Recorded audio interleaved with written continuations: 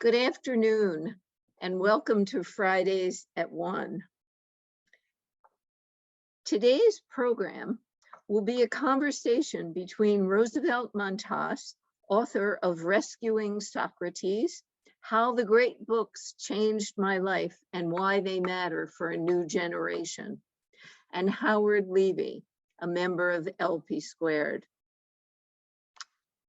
Roosevelt Montás emigrated from the Dominican Republic to Queens, New York when he was 12 years old, and he encountered Western classics as an undergraduate in Columbia's core curriculum, one of America's last remaining great books programs. He went on to earn a Ph.D. in English and in Comparative Literature. He served as director of Columbia's Center for the Core Curriculum, and he started a great books program for low-income high school students who aspired to be the first in their families to attend college. He is currently senior lecturer in American Studies and English at Columbia. Howard Levy is a graduate also of Columbia College, where he too encountered the great books. He went on to become a distinguished lawyer and joined LP Squared in 2021. We look forward today to a spirited discussion. I just want to remind you, after the conversation, please put your, and you can do this during the talk, put your questions in the Q&A function at the bottom, and Howard will moderate at the end. So we are very excited to have this program and welcome Roosevelt and Howard.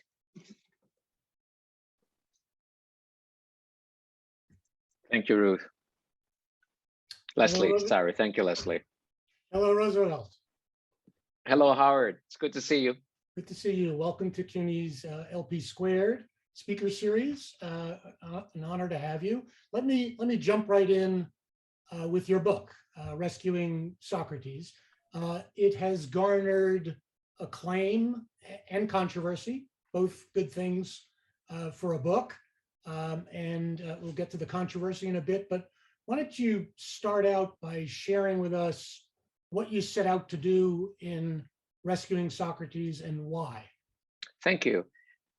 It's really a pleasure to be here and to speak to this audience, to be part of this lecture series. The publication of this book and the attention it has gotten has just kind of brought on me a bunch of different honors, and this is certainly among them. So thank you all for being here. Fundamentally, the book is a defense of liberal education.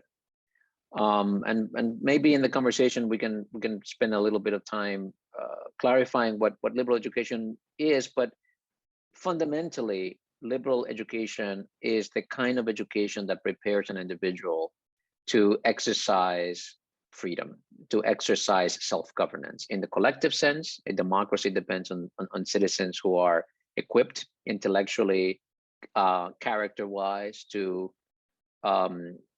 fulfill the responsibilities of self-governance, the kind of commitments and intellectual capacity. So liberal education is an education aimed at that, as opposed to education aimed at a particular craft or profession or technique. So it's a defense of that. Now, it's a defense of a particular way of doing that has been transformative in my life, and of which there is a whole lot of institutional experience demonstrating its power, which is liberal education organized around the study of foundational texts, sometimes called great books, sometimes called canonical texts, sometimes called the canon or classics. Now, the way I go about making my case for liberal education draws directly and prominently on my own personal experience as an individual whom, as Leslie said, immigrated to the United States with virtually no resources, just before my 12th birthday, not speaking English, and kind of finding my way in the United States and in this world. The role that liberal education and the study of great books played in my own self-formation features prominently in the book. But that meditation on my own life is kind of wrapped around a presentation of 4 main figures, four important writers in my life, but also four writers that are paradigmatic of the kinds of texts that lend themselves as vehicles for the kind of powerful transformative liberal education I advocate. And those four figures are Plato, and Socrates, his teacher about whom he writes, St. Augustine, the great theologian of the 4th century, Sigmund Freud, the Viennese psychologist and founder of psychoanalysis, and Mahatma Gandhi, the spiritual and political leader for independence movement in India. So I dedicate one chapter each to these writers, both presenting for a general reader the why their ideas matter, why they can be powerful instruments, how they have figured into my own development. And there's one last aspect of the book that's worth highlighting. This would be a third aspect. So you've got the autobiographical aspect, the discussion of the four authors. And then in some sense, the book is polemical, because the book makes a case that the contemporary university is essentially a hostile environment for the kind of liberal education I advocate, for the practice of liberal education. So there is an aspect of the book that is a history and an analysis of this contemporary university and the place of liberal education in the contemporary university. Okay, good, thanks. And I hope we'll get to all three of those strands. Let me start out with one that is very powerful and moving, the autobiographical strand. Some of the facts have been adverted to by you and Leslie, but you write about growing up poor in this remote village in the Dominican Republic, intermittent electricity and water, one phone in town. As you say, you came here 12 years old without speaking English. Your mother's a minimum wage worker at a garment factory.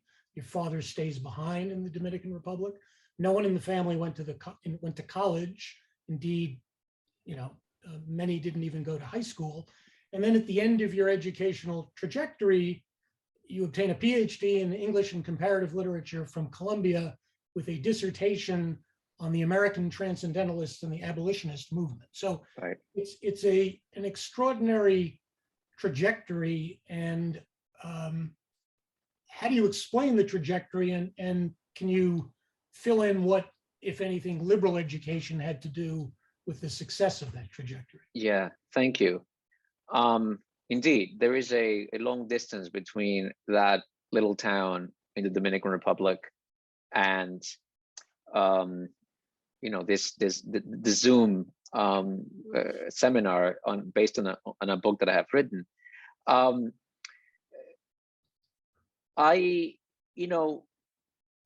Each one of us, our lives are shaped by circumstances and contingencies that we don't control. And I think one would be hubristic to take too much credit for the success that one might have had, and on the other side, even for the misfortunes that one had. And I feel extraordinarily fortunate. I mean, sometimes I feel charmed in my life because I have had so many lucky breaks.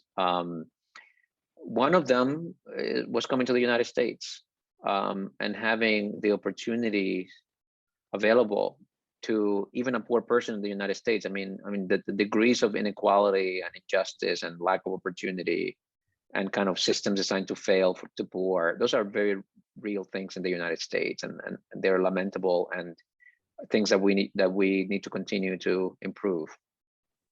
Yet the opportunities available in the United States to a poor person like me are significant and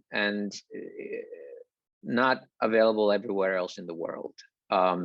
Certainly, there's nowhere else in the world where I could have come as a near teenager, where I would become assimilated into that culture and become, in my case, an American. I could not have gone to France and become a Frenchman, or to Italy, or to China, or to India or Japan. There's just nowhere where I could have had the life I've had here. So that was one lucky break. this is not to say that I haven't worked hard. I've obviously done my end of the bit, but I cannot take all the credit for, I pulled myself with my own bootstraps.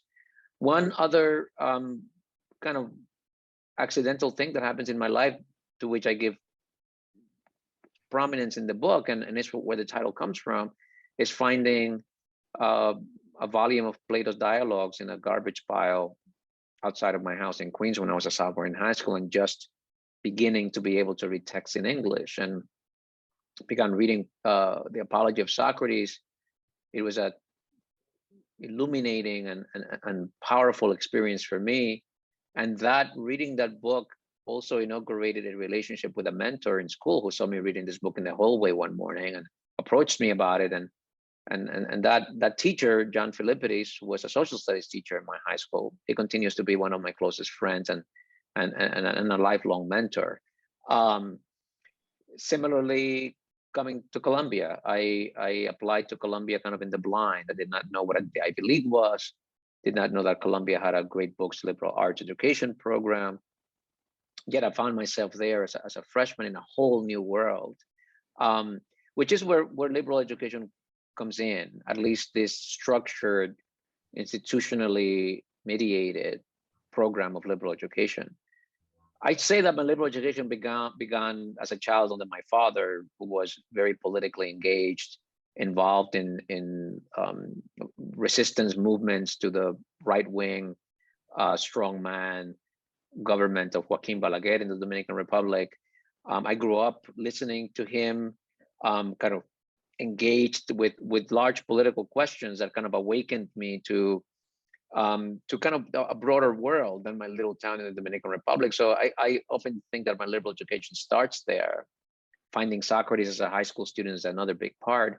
But that formal education begins when I arrive at Columbia and begin to read Homer and Sophocles and Thucydides and Plato and Aristotle and Hobbes and Locke and Montaigne and Shakespeare, etc. Those are all works that are required of every student at Columbia. And for me, who was coming of age, not only as a kind of developmental, a young person coming out of adolescence into adulthood, but also as an American, as a person who was beginning to not dominate the language and the cultural access points to the broader society, who was beginning to understand American politics, American society, the American economy, what America meant in the world, what America was. That whole kind of developmental awakening is empowered and kind of catalyzed by these fundamental works that I'm reading, by these works that give me access and allow me to grapple with the fundamental ideas of our culture, with the unifying ideas of our culture, with the debates that have preoccupied human beings, whether they're religious or economic or philosophical in their approach, really fundamental questions of human existence and of human existence in society. That education, in my view, was the decisive experience that cast my life in the direction that it did. Now, there are many other directions that a liberal education can throw you in. You can become a lawyer, you can become a scientist, or you can become a teacher. You don't need to become an academic. That is not a goal of liberal education, nor its highest achievement. That's the way it worked for me. Probably part of why it led me in that direction is because the awakening was so profound. It was so radical. As you said, Howard, in framing your question, the distance from that I traveled was great, and I think the kind of excitement and momentum kept me, as I neared the end of college, wanting to keep reading, keep talking, debating, writing, teaching this great text, which is what I did by going to grad school. So just to kind of put it into one sentence, liberal education for me was indeed liberatory and transformative, and my life it has been indelibly shaped and organized by that experience. And I think based upon what you've said and what your book argues, I think you believe it can be scaled up in terms of the effect. Namely, let me read you a sentence from your book. You write, liberal education is in fact the most powerful tool we have to subvert the hierarchies of social privilege that keep those who are down, down. Yeah. So can you speak a little bit about yes. how that would work, how that is so in your view? Yes, thank you. Thank you for the opportunity to talk about that, because it is one of the burning things inside of me that fuels the writing of this book, and that fuels the work I did as director of the Columbia Core, and that fuels the work I do now as a teacher and as a promoter of liberal education. For a long time, liberal education was the province of a social elite, of a privileged elite.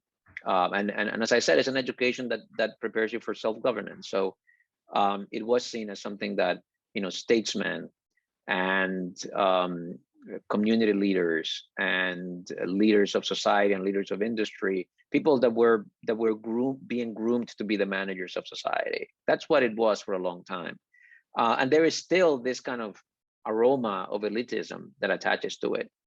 Yet, the power of liberal education comes precisely from its capacity to form you into a self-governing and a capable participant in self-governance. And it has been one of the ways in which society has been kept stratified to either deny or discourage this kind of education from reaching the mass population. And in fact, I argue that part of our political crisis that we find ourselves in the United States has to do with liberal education not being sufficiently widespread. It is especially powerful, especially transformative, especially empowering to people who have been traditionally excluded from higher education. People like me. In this country, many people of color, but not only people of color, people of limited resources, cultural and economic resources. And one of the things that drives my advocacy of liberal education is precisely how powerful it is to address the injustices and inequalities and systemic marginalization of certain populations in the United States and in the world, but my concern is in the United States. Liberal education is liberatory. Liberal education is transformative. And no group of people can more benefit from that transformation and that liberation than those who have been traditionally excluded from higher education. So I teach, as Leslie said in her introduction, low-income students every summer, a course in liberal education in grade books. These are low-income first-generation college aspirants. They're high school students. I'm very involved with various other initiatives, both at Columbia and outside Columbia, to take this education to those populations. And there is a lot of both kind of social pressures that steer such populations away from liberal education, and ideological pressures that steer people away from that kind of education. And both of those are forces that I try to argue against, and that I try to push back against, both in the book and in my work more broadly. So let me take an opposing standpoint, and one which you acknowledge in the book. Since the liberal education you're talking about, at least a vast swath of it, is the Western canon, and a critique of that canon is that it's elitist and exclusivist, that, as you note in your book, until the 19th or 20th centuries, these were not works by women or people of color or poor people or non-elites. So, and I'm sure you dealt with this as director of the core curriculum at Columbia for the 10 years that you served in that capacity. What do you say to that opposing view that is antagonistic to, or at least skeptical of, the Western canon as serving as a basis for liberal education? Great, thank you. There are at least two threads in that question that are worth picking apart. One is the Western focus of a liberal education done in the way that Columbia does it. And the other one is the kind of elite nature of the traditional canon, elite and unrepresentative.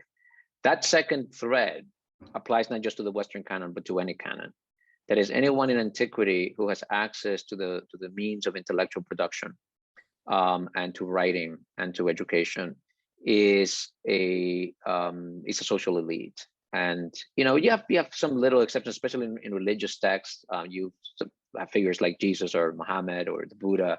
Well, actually, the Buddha, I take that back. The Buddha is very much a prince. But sometimes in religious texts, you have kind of a figure that comes from the downtrodden and become exalted. But that's the exception. As a rule, in pretty much every tradition, the canon, the classics, the works of political, social, ethical, literary thought that dominate and shape the culture are produced by a social elite that is overwhelmingly male. So I can deal with that in 1 second. Let me go to the other, which is the Western issue. It is true that the West does not have a corner, does not monopolize the production of great works in literature, and that a liberal education can be carried out on the basis of the study of classics that are non-Western just as well as it can in Western classics. But there is an argument to be made for the primacy of the Western tradition in a curriculum in a Western country. That is, the United States, the country where we are, our institutions, our language, our norms, our laws, our dominant religions, our economy. All of these things have a history. Our norms, our gender, the primacy of the scientific point of view, the separation of church and state, representative democracy. All of these things have a history that has been worked out, debated, struggled over in what we call the West, roughly from ancient Greece, Homer, to the 20th century.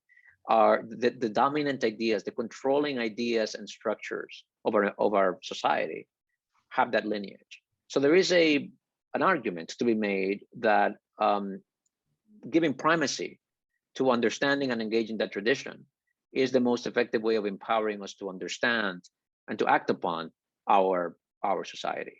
Now, this means that if you're doing it in China, or if you're doing it in India, or if you're doing it in Japan, or if you're doing it in Saudi Arabia, there's going to be a different mix when you look at the past as to what have been the great works, the great debates, the great texts that have shaped your contemporary society.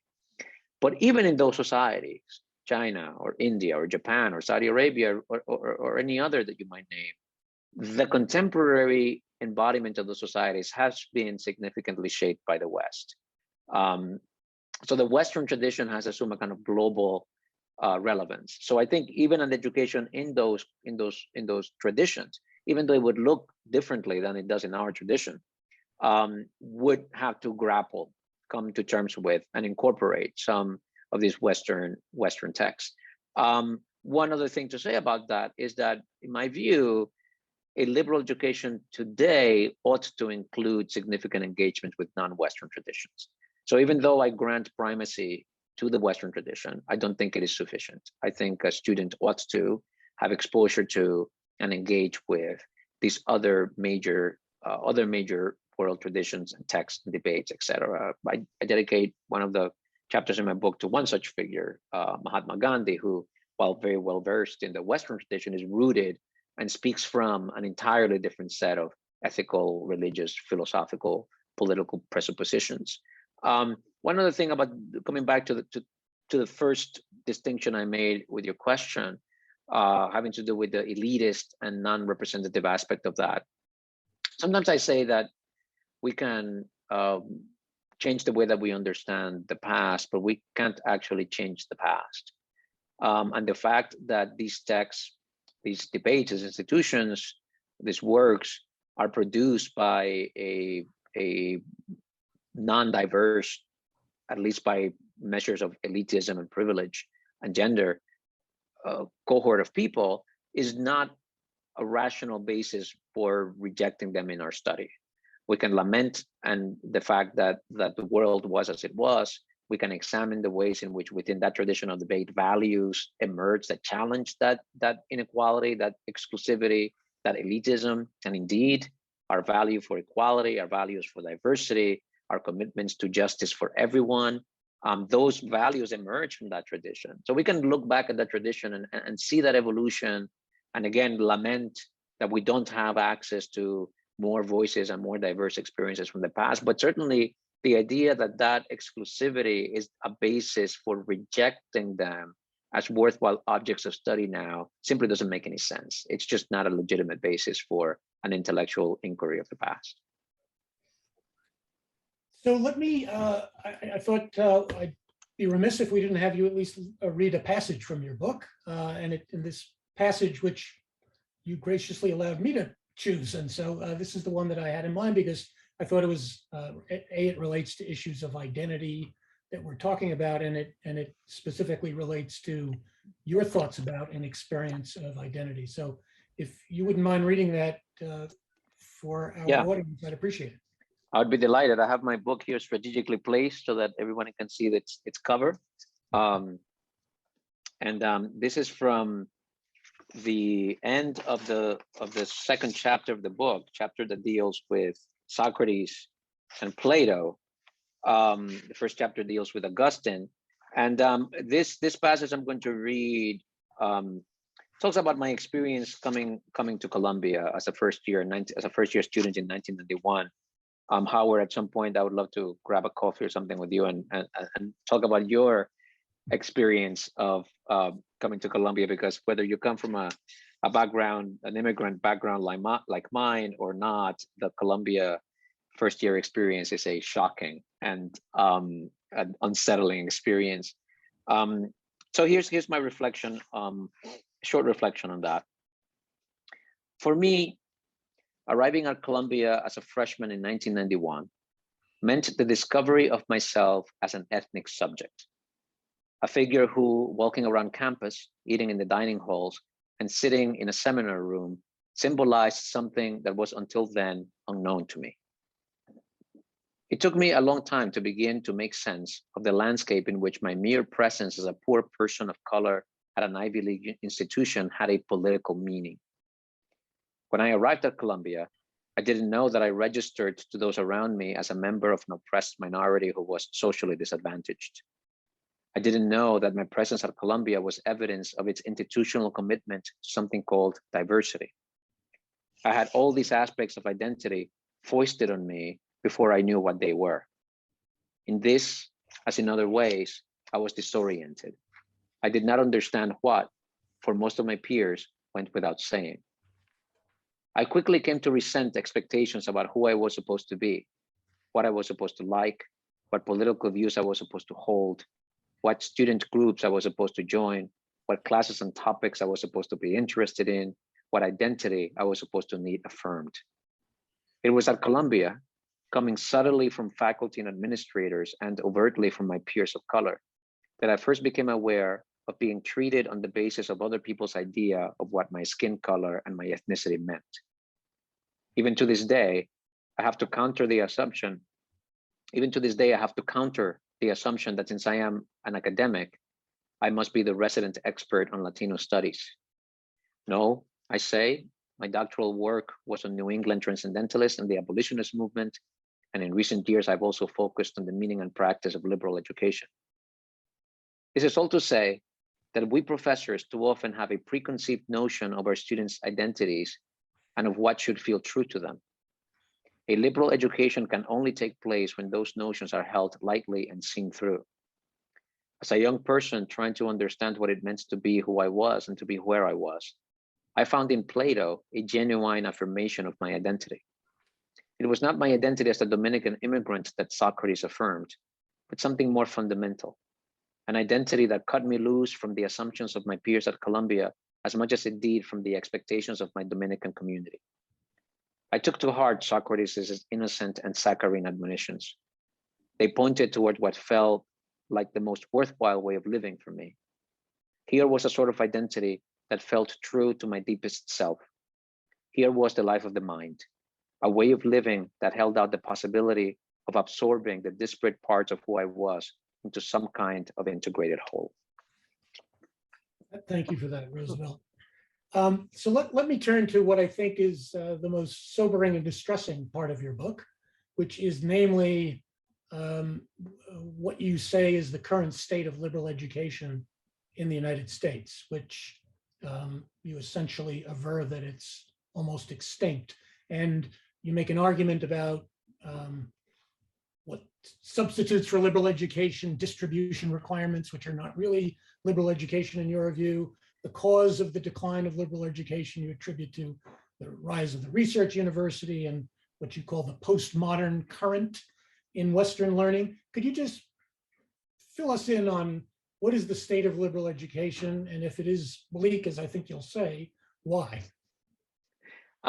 Thank you. Yes, I do think that it's an alarmingly bleak situation. And there are a couple of ways of explaining that. Let me say, in the first place, that it is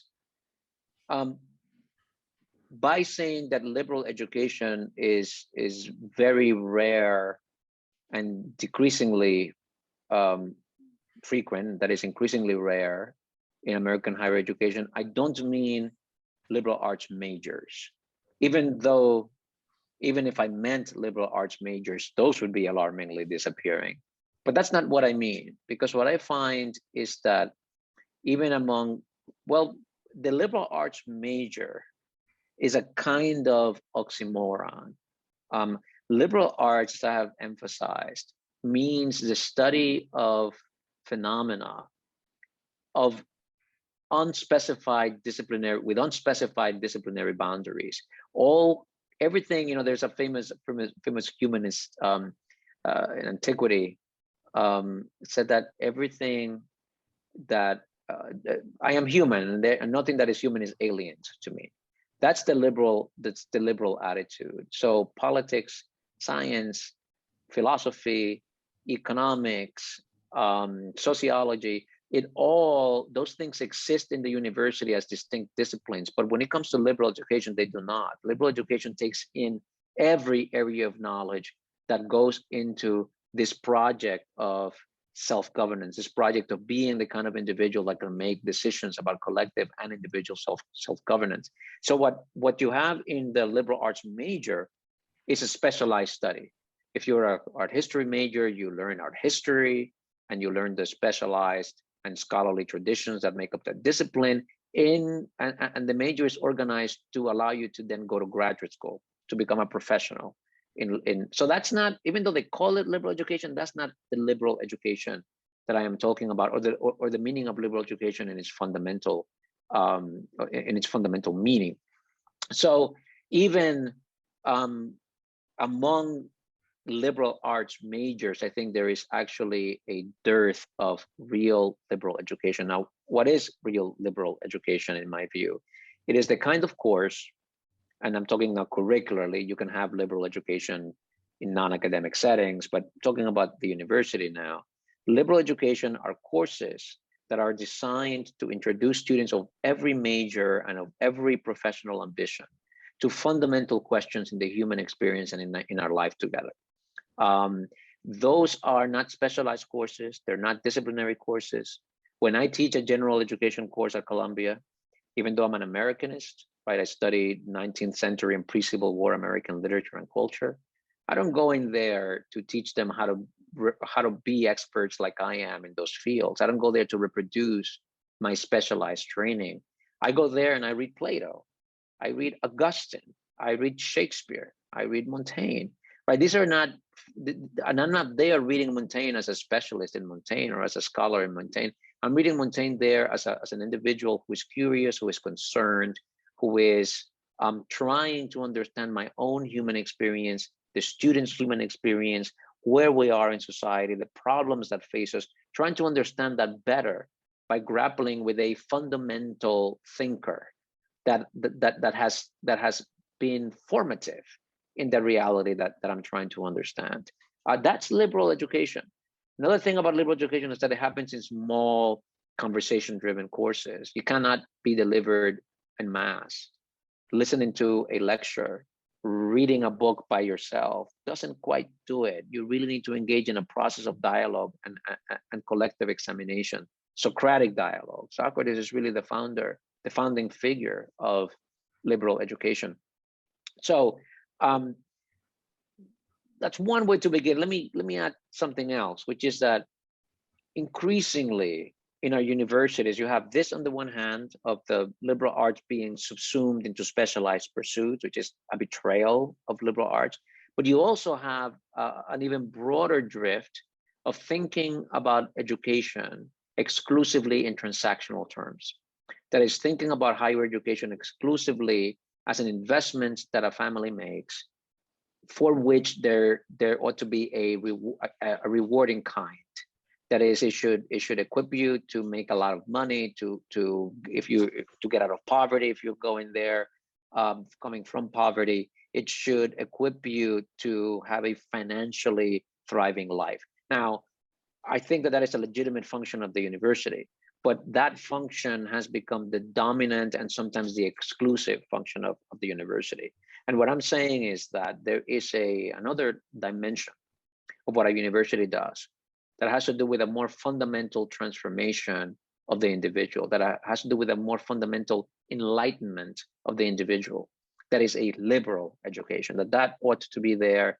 It's increasingly rare in liberal education. And I think that there is an urgency to this question.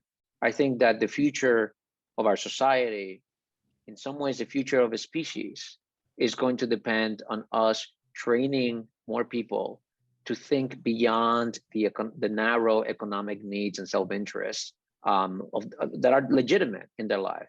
But we need to be able to think beyond those into a more fundamental reality of our human existence and our social existence. And it is liberal education that does that. And to the extent that we neglect it or reduce it to, like it used to be in the olden days, only something for the very elite, to the extent that we do that, I think we're setting ourselves for very serious and continuing social disruption and potentially disastrous social problems.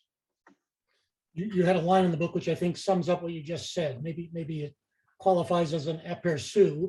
You wrote, instead of asking how to make a living, a liberal education asks what is living for, which I thought was a wonderful formulation. Why don't we turn to the controversy, if you will, surrounding your book? Louis Menand in The New Yorker, in an article entitled "What's So Great About Great Books Courses," took issue, among other things, with the idea that you advanced that the great books make us better human beings. He said he's read most of them, he's taught most of them at Harvard, and it didn't make him a better human being. And then John McWhorter in the New York Times wrote an article entitled, "Yes, the great books make us better people," a full-throated defense of your argument. And Menand further asserted that, what you bemoan as the decline of liberal education has been, as he put it, baked into the system of higher education for a long time. So why do you think your book has struck a nerve, and how do you respond to the Menand critique? Yes, thank you. Louis Menand, who's a professor at Harvard, I think it touched a nerve in him, and many people have pointed out that his review was uncharacteristically intemperate for him. He seemed to have been really riled up. Louis Menand was head of a committee at Harvard some years ago that redesigned its general education program. So in a way, he has been through this territory, and he lands in a very different place than I do in his vision of what a liberal education should do. And part of what I think that the nerve I touch is my sense that what is done at Harvard and done on other places really betrays the ideal. And I think there is a fundamental, he says in that piece that the business of the humanities in the university is knowledge production, that we're in the business in the knowledge business. And I have a different view. I think that we're in the business of the humanities of producing people, not producing knowledge. That is, we use knowledge, we use skills, we use information to trigger a certain kind of development in the individual. But we deliver in the humanities is fundamentally people. is fundamentally a certain kind of individual that is equipped to go and do specialized professional tasks and to live a political and social life. So we do have a fundamental disagreement. Now, it's an interesting thing that Menand shifts the argument and kind of suggests that my claim is that a liberal education makes you better than other people, which is not a claim that I make or would make, and a claim that I don't believe. My claim is that a liberal education makes you a better version of yourself. That is, that you would be a more capacious, a more critical, a more self-conscious, ultimately a more free individual by engaging in this kind of deliberate, methodical, rigorous kind of education, engaging with the great questions. I stand by that, and I appreciate John McWhorter, who has experience in the core curriculum as a CC teacher himself, coming and saying, you know, I see this every day. I see it in my own life. I see it in the life of my students, that this kind of education does indeed trigger a kind of inner development in the students that does make them into better versions of themselves than they would be otherwise. But the crucial thing is that it doesn't make you better than other people. And I think Menand, in suggesting that, does what so many critics do of things they criticize, which is to construct a straw man that sort of looks like the thing they're attacking, but then destroy that straw man. Let me ask this one more question, and then we'll get to the audience Q&As, because there are a bunch there. Since this event is under the auspices of CUNY's lifelong peer learning program, the members of which are retired and semi-retired people from all different professions and walks of life, is the value of a liberal education for me and my co-generationists in the program, in other words, engaging in a liberal education at this stage of our lives, is that different from, is it less compelling than the value of a liberal education for someone who's on the brink of adulthood, namely your students? Yeah, that's such a good question. There's always something so tricky about arguing for liberal education, because part of what makes liberal education valuable is that it is valuable for its own sake. That is, that it's not an instrumental value. So, for example, I just finished saying that I think that liberal education makes you a better version of yourself. But if you pursue liberal education for a self-interested reason like that, where you do it as kind of self-improvement, you're actually not really doing liberal education. What liberal education does is pursue questions and debates for their own sake, for the fact of their intrinsic value, for what they mean to you in a kind of radically subjective way, apart from its instrumentality, even though it does have various instrumental outcomes, such as making you more critical and more thoughtful and more reflective, and I think more sensitive to the point of view of other people, more intellectually humble, etc. All of these are outcomes of liberal education, but they are outcomes that emerge from not pursuing them. It's like it's almost like a Zen koan, where the biggest impediment to enlightenment is your pursuit of enlightenment. Enlightenment is something that happens when you stop chasing. So there's something like that about liberal education, which then raises the question: is how is that different for somebody and in a later stage of their lives, is somebody who has retired from the labor force versus somebody who hasn't even entered the labor force? And I think you can see quite clearly that its value is so radically subjective that it is as valuable to a retiree as it is valuable to an 18-year-old. But obviously, an 18-year-old has a whole lifetime of labor and possibly building a family and raising a family and possibly holding political office, etc. There's a whole range of possibilities in which the impact of that liberal education will play out in society. That it's good for society, that has an impact on society, in a way that somebody who's doing it at the end of their life is going to have a different life. This person doing it at the end of their life is going to engage in different functions, mentoring perhaps, or continuing to raise a family, or working, bringing various kinds of expertise to policy questions. And I think that those perspectives that are gained at the end of one's career are deepened and enriched by liberal education in a really different way than the fresh perspectives of an 18-year-old. So I think in a way that is no less, and in some ways more significant. And I have some experience of this because sometimes I teach. Columbia has equivalent outfits where kind of lifelong learners come and take courses or have discussions, sometimes alumni reunions. But I've had many occasions of speaking with people who are much older than I about the same text that I teach my 18 and 19-year-olds. And the conversation is of an entirely different sort, but of such depth and reflectiveness and I don't mean to sound trite, but kind of wisdom, a different level. And I love that and find it really thrilling.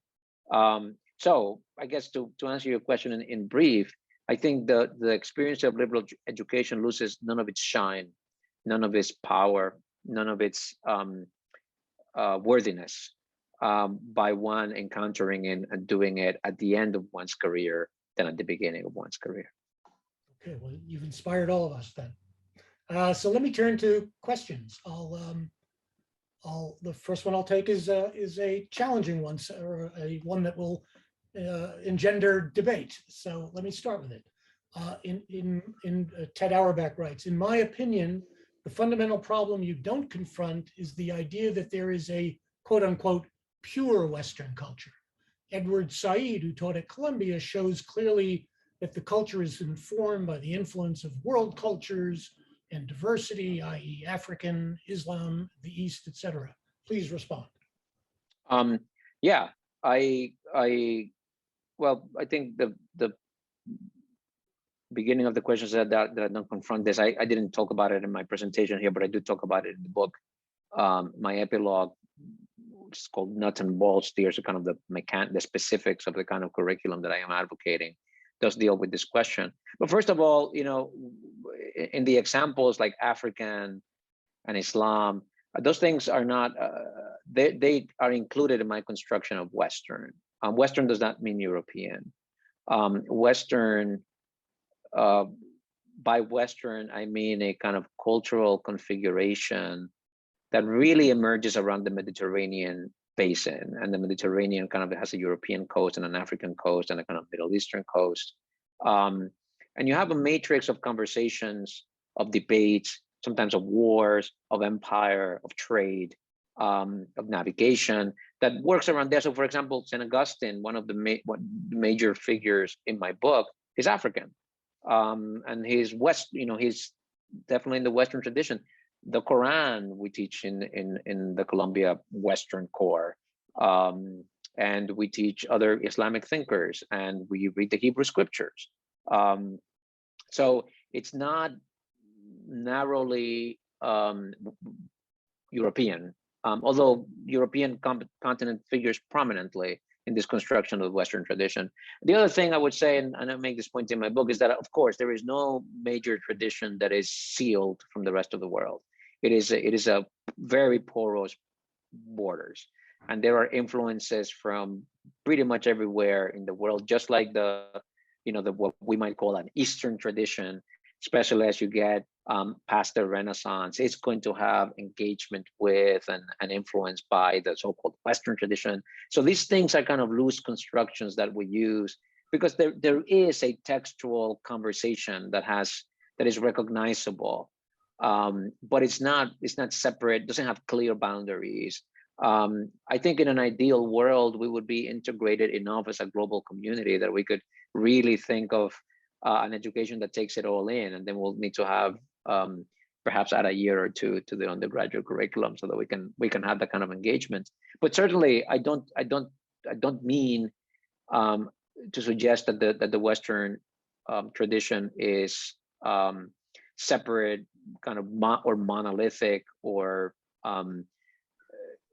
rigorously distinct from the rest of the world. It is really a very, very large conversation. Nonetheless, it is a useful term because there is a very clear lineage and a very clear conversation that is happening, a textual tradition and an artistic tradition that is recognizably in conversation in itself. Susan Herman writes, reading great books requires patience. This competes with the instant gratification which, quote unquote, shortcut learning on the internet provides. How Yeah. are you able to engage students to value slowing down and really thinking? Yeah, that is such an interesting and I think on the dot question, because it seems to me that one of the functions that a rigorous liberal education does is preserve that capacity for slow reading.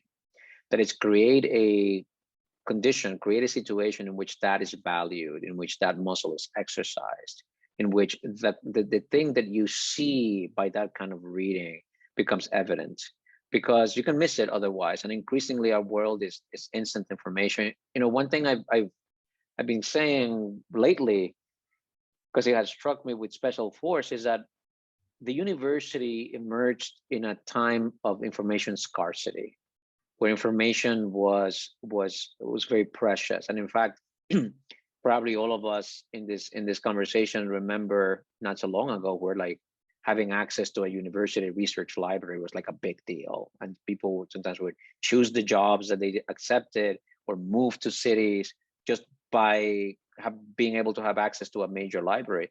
That doesn't even make sense today. All you need is an iPhone or any connect, or even an internet connection, and you have all the information at your fingertips. So today we live in an environment of information abundance. In fact, the problem that we have now is that we have too much information coming at us. And the last thing students need today is more information from us. What they need from us is a way of being able to categorize what information deserves their attention. The scarce resource that we have now is attention, not information. And liberal education is about training your attention. It's about teaching you a way of thinking and a way of engaging and a way with sitting with ideas, sitting with ambiguity, slowly chewing over and debating and seeing again a set of ideas. But that is increasingly rare in the world. So we have the opportunity to create it in our curriculum. We have the opportunity to create it in the classroom. That is to put a kind of, create a kind of bubble in which this kind of thinking can happen, in which this kind of deliberation of slow brewing of things can happen. You know, like in my classes, we don't use laptops, we don't use phones. We're just there talking to each other. So, you know, there are things, and I think we're all familiar with this, that there are things like in the middle of the night when you're awake, you hear sounds in your house that you can't hear at any other time. There's certain things that you can't hear unless you become very, very quiet. And there are certain things about yourself that you can't see or get a sense of unless you become very, very quiet. And there are things about ideas and the world that only come into view when you slow things down. You know, when you're driving on a highway, right? Things just, there are things that you cannot possibly see unless you do that same trajectory on a slow drive. So a liberal education based on the study of this text is a slow drive, is a chance for students to engage the reality of the world at a different pace with a different focal point, focal length. And that is extraordinarily valuable and transformative. And what you see over and over again is that once the students get a taste for this, once it kind of opens up a whole new world, a whole new kind of like a whole new speed of operation that they come back to, and sometimes they develop a taste for that they can't ever give up. Here's a question from Paul Sprouse. Do you agree with the proposition that the purpose of the great books is to teach how to think? And if you agree with that proposition, what other methods, approaches than the great books are a great way to teach people how to think? Yeah, I don't agree with that proposition, that the great books are there to teach you how to think, even though engagement with them does teach you how to think. But you know, there is. Let me give an example about learning how to think. Say critical thinking, which people often say, oh, liberal education is about critical thinking. Sometimes you hear people, I don't know, maybe they're maybe in the audience there is agreement about this, but take the thing that has emerged that climate change is a hoax. It's not real. It's a scientific conspiracy. You hear those people who really believe that. You hear them argue for it, and they'll cite data, they'll cite studies, they'll construct very elaborate and very tight critical thinking arguments. Critical thinking in that case, or rational thinking is deployed under this ridiculous premise.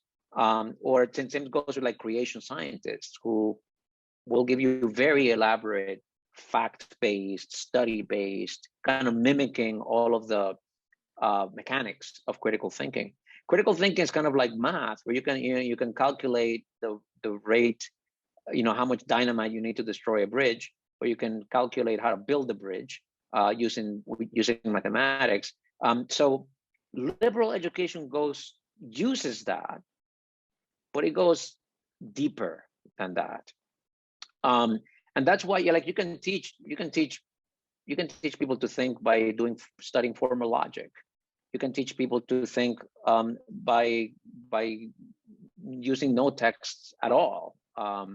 So this is not to say that the study of great books doesn't cultivate those. I think it does cultivate those, but there is a deeper kind of reflection. There's a deeper kind of human engagement with what you think about. It is not kind of content free. That's why how you do it matters. What ideas, what debates, what texts you encounter matters. It's not a matter simply of equipping someone with the kind of mechanics of intellectual operations. Again, even though that is involved, there's something deeper. And that's why when you pin the defense of liberal education on things like critical thinking, or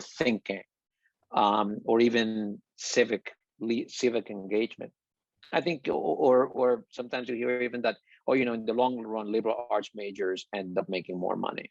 When you pin those arguments into those kind of those outcomes, I think you're setting yourself up for failure, because tomorrow we might come up with a better mechanism, with a better system. One other example that helps to illustrate what I'm talking about, I mentioned how liberal education prepares you for the tasks of self-governance, for the task of democratic self-governance, and that in order for a democracy to work, you need a population that has these capacities. But the goal of liberal education is not democracy, even though you need liberal educated people in order to run a democracy. Like sometimes I say, I know people who go through a liberal education, and what a liberal education does is turn them into ascetics and monks that withdraw from society. Think of our fellow alum, Howard, of you and me, Thomas Merton, who has his extraordinary experiences at Columbia, including in the core curriculum. And he converts and becomes a Trappist monk and lives, most of the rest of his life in silence. He is writing, but even if he hadn't written, that would be a legitimate outcome of liberal education. So liberal education, it's not instrumental. You don't do liberal education in order to get somewhere, even though liberal education you do end up somewhere. And even though there are certain outcomes like democracy, which are impossible without liberal education is not subordinated to those specific outcomes.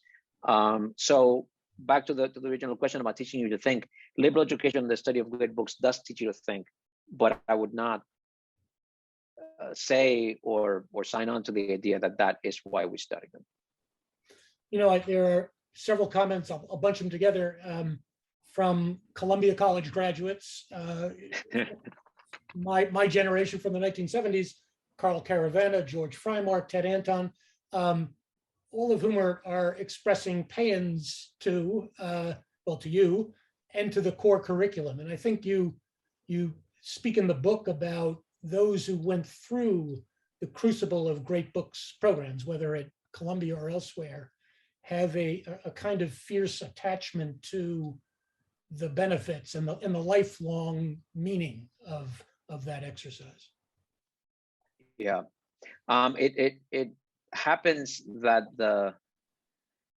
again, I'm glad that my mind is thinking of many analogies today because analogies are so good. But you think of compound interest, right? You make an investment, and where the interest accrues to the capital and builds further interest. That the kind of the way that compound interest grows over time, which can be really surprising. Just how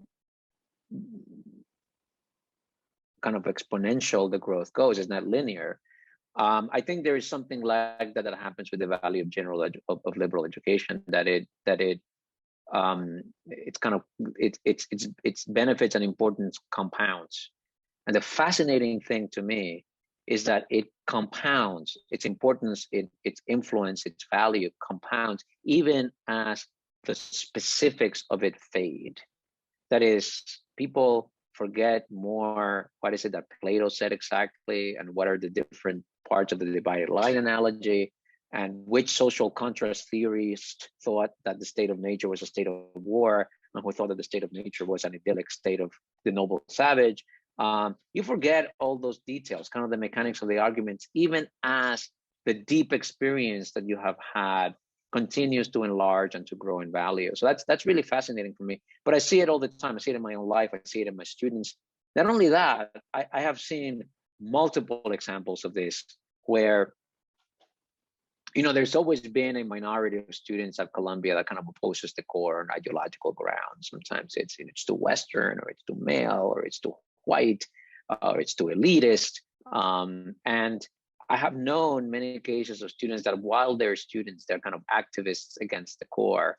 And I meet them 10, 20, 30 years later, and now they are giving a lot of money to Columbia so they can keep the core going, and are like fierce advocates and defenders of the core because of this experience of how the education deepens and matures with you. And you can see, another analogy is like an angle. If you reorient the direction of a life, the longer time passes, the more that initial reorientation is gonna be evidence. The bigger a difference that initial reorientation happens, and this is what the core curriculum does for many people. Just like Plato said in the Republic, that education is not really about putting knowledge inside people's souls, but about turning the soul in the direction of knowledge.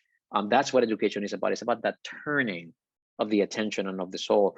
People for whom the core curriculum and the liberal education at Columbia has turned their attention in a particular way, the impact of that really grows over time, and becomes more evident. So that's why among Columbia alumni, the core curriculum is almost like a religion. That is, we tend to be like fanatical in our appreciation and defense of the core curriculum. When I go around the country talking about the power of the core, I often make this point because I know that administrators, college presidents, trustees, development officers, I get their attention when I talk about the development aspect of what a transformative experience like this does with alumni relations.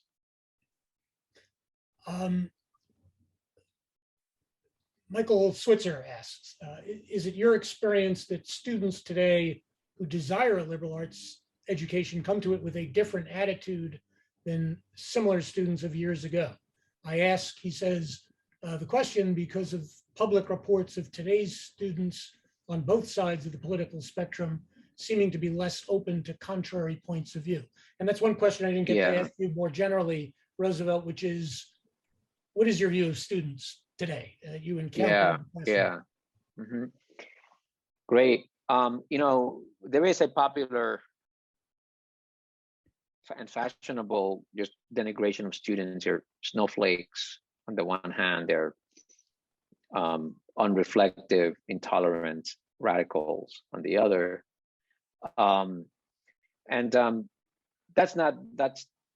Those are, I think, caricatures. And also in a long tradition, every generation has said that the current generation of youth is taking the world to hell. It's just like a reflexive thing that there is no time in history at which a significant portion of the adults have not thought that the world is going to hell because today's youth are degenerate. And some of you, when you were young, you will remember that being said of you. this idea that students are intolerant or that they're fragile in some way, I should say that there is a general discursive environment in our society that is intolerant of difference and intolerance of ideas. You know, what they call cancel culture sometimes, and that's not a thing of the right or of the left. It's in both sides. There is just this intolerance for nuance and for argument, and students. That's among the students too, but students have not invented that. They have learned it and absorbed it from the general culture. Students are no different than the general culture in that regard. There is a way in which students are different, which is their intolerance for hypocrisy and the sincerity of their thirst for justice and truth. And it is through that you need to do your teaching. There's another common and widespread misconception about young people today, which is that they come to college and they're just interested in getting a job. They're kind of like have bought into the system of credentialing and of rat raising and stuffing their resumes and getting the internship and doing the volunteer work in order to have that line on their resume. We have told students that that's the way to get ahead. So some of them, many of them do perform that, but we have been telling them that that's what they need to do.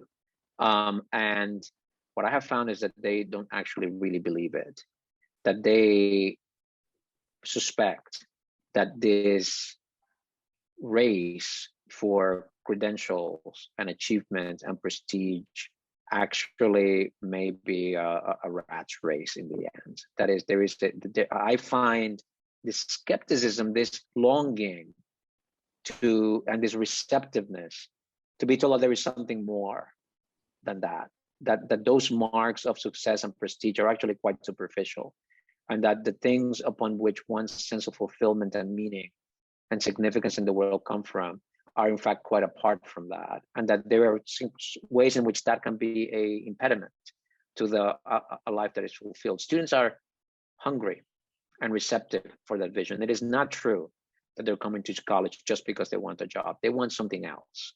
They want something beyond the good job. Yes, they want a good job. Who wouldn't? I want a good job.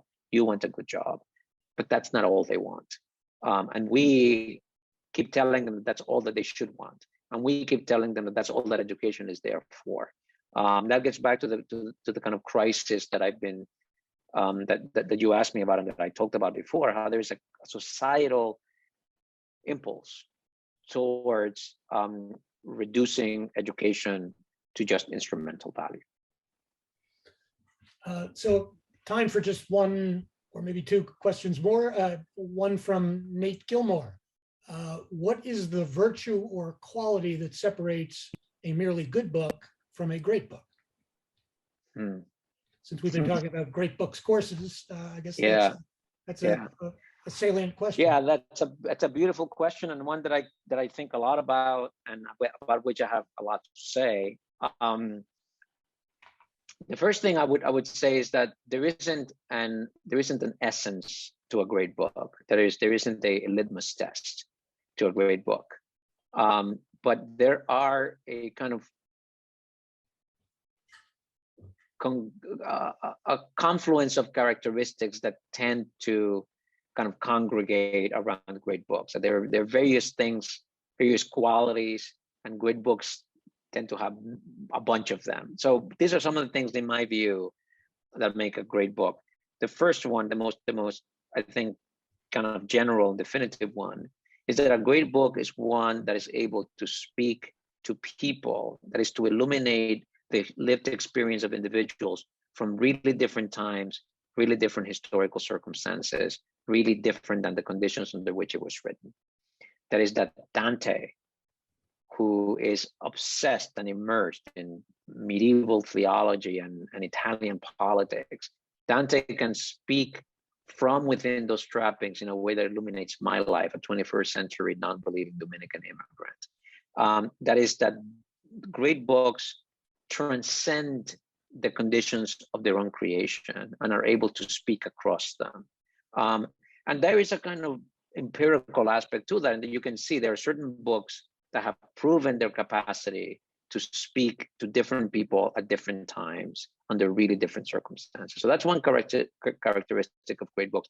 And that, by the way, has an implication, which is that it's much harder to tell if a book is great when it's a recent book, because we don't know yet, which of the books that resonates today, which of either the bestsellers or the books that garner a lot of respect today are going to be able to do that 100 years from now. That's very, very hard to do. Somebody put it glibly to say that in order to be great, an author must be dead. And maybe that's too far a way to putting it, but you can see what's that's getting at. Another characteristic of great books is that they're complex and resist ideological co-option. That is, great books tend to resist reducing them into an ideological message, that you're using them to indoctrinate people into a worldview. There's a kind of complexity and multi-vocality about great books that tends to resist that boiling down. Another thing about great books is that they get better the more you read them. And this is something that we experience in films. There's a very clear, there are some films that get better the more you watch them, and some films that get worse the more you watch them. And that happens with great books too, that great books they keep on giving. They keep on revealing layers and layers of significance, of impact, so that they kind of are improved by their rereading. I would say one other thing about great literature, and here I'm talking about fiction and especially the novel, which is that novels and great novels are the most effective technology ever invented to experience the world the way somebody else experiences it. We cannot get inside somebody else's head. The closest we can come to is reading a great novel. Reading a great novel allows us insight into how somebody else experiences the world, unlike nothing else that we have invented. There are insights about human existence that you can get from reading great novels that come from no other source. They don't come from social sciences. They don't come from natural sciences. They can't come even from your own narrow experiences. You can experience at a deep and intimate level the world of somebody who's a different gender, a different class, a different time, through great literature. And that's quite extraordinary. Literature is unique in this way.